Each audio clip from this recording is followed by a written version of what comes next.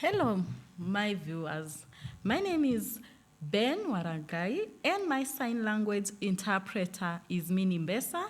And let's focus on our today's news at 1.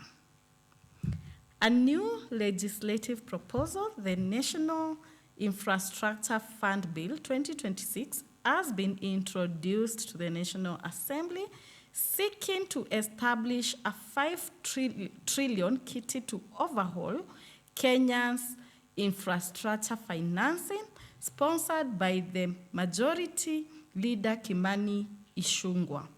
The bill proposes managing the funds as a limited company, liability company, to attract private capital and reduce the country's dependence on high-interest loans.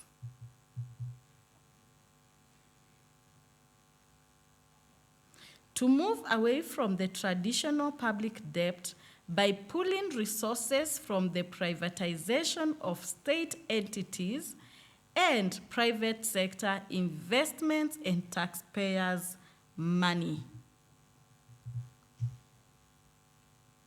To Uganda is also going to the railway you saw put in the framework that we negotiated in China from now Naivasha all the way to Uganda is also going to be built not by loans to the government of Kenya, but it's going to be built by investments.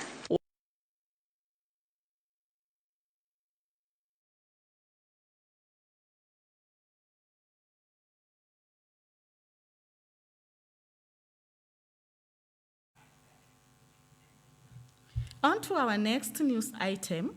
Kiharu MP Ndindi Nyoro has intensified his opposition to the government's plan to offload a 15% stake in Safaricom, characterizing the deal as a raw deal driven by self-interest and incompetence. Speaking during a recent public participation session, the lawmaker warned the transaction tied to the operationalization of the 5 trillion National Infrastructure Fund could result in a loss of up to 150 billion for Kenyan taxpayers. So we are calling upon those people in government who are auctioning our assets for a song. A time has come when the markets themselves have betrayed you. The markets that you are hedging your narrative on is already past your transaction price. And therefore it is now time that Kenya halts and suspends the sale of Safaricom shares to Vodacom immediately, because Kenyans are already buying those shares at a cheaper price in the market.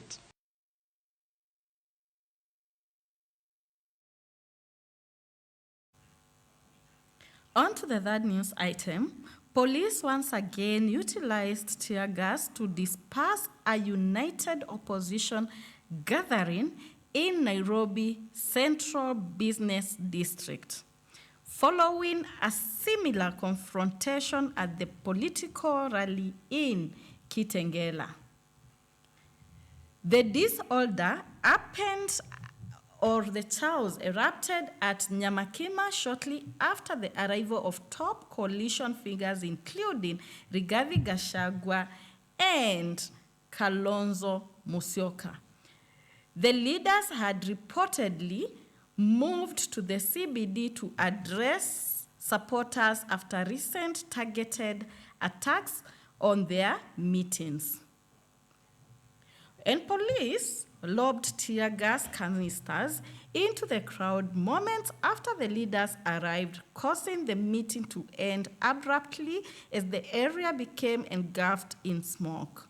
This follows a pattern of recent interruptions to political rallies, leading to increased friction between the opposition and the National Police Service. Wanaumiza akina mama, kwa nini wanaumiza watoto? The right to assemble is an important constitutional right. Amen. Mpaka mkuu wa polisi ataamua ni lini atakutana na viongozi ambao ni viongozi ambao wako wanaheshimika na Kenya nzima. Sisi tunazungumza kwa niaba ya Wakenya wote. And when we come, we expect none other than IG Kanja himself to be here. Effectively, the National Police Service is no longer independent. The CS is supposed to interact with the police on policy matters only, not on operations. Saa 2 ndio huyu Inspector General atujibu kwa nini polisi wanavamia kanisa zetu. Mheshimiwa Rigathi Gachagua ako na haki yake ya kikatiba kuongea na watu wa Kenya. Utaajibika kwa Wakenya kwa madhambi mliofanya kule Othaya, kudhulumu wanawake na watoto kanisani. Toa candidate moja wa kupambana na Kasongo. Wangapi wanasema tutoe mtu mmoja akungana na Kasongo, mtu mmoja mtu. Na kwa hivyo wangapi wanasema tuungane na ODM ya Raila, sisi zote tupeleke mtu jamaa mapema. Wangapi wako tayari? Wangapi wanasema tuungane na kina Sifuna na kina Babu Owino na kila mtu?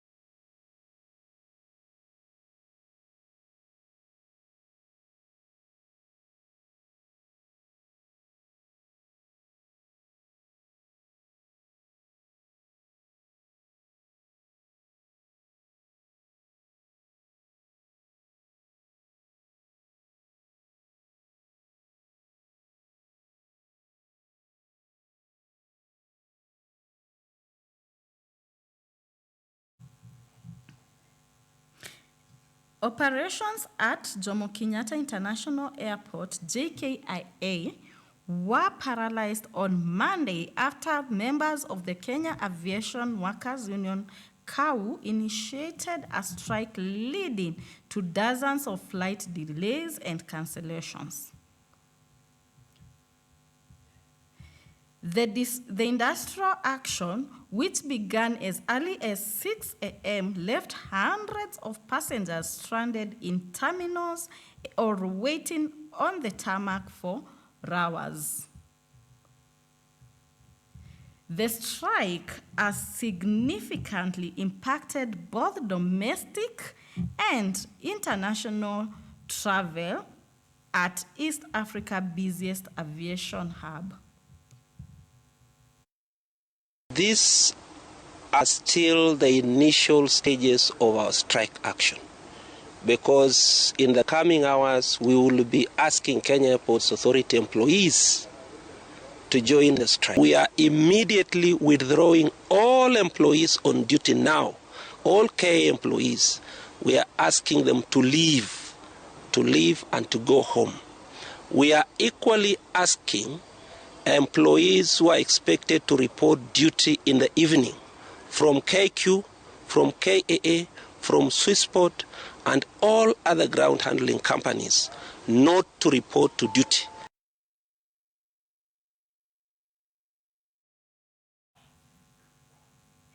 We are done with the 1 p.m. news. Thank you for watching Science TV. My name is Ben Waragai, and my voice interpreter was Minimbesa.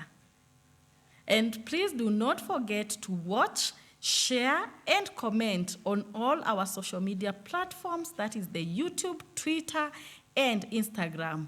Bye-bye, and enjoy your afternoon.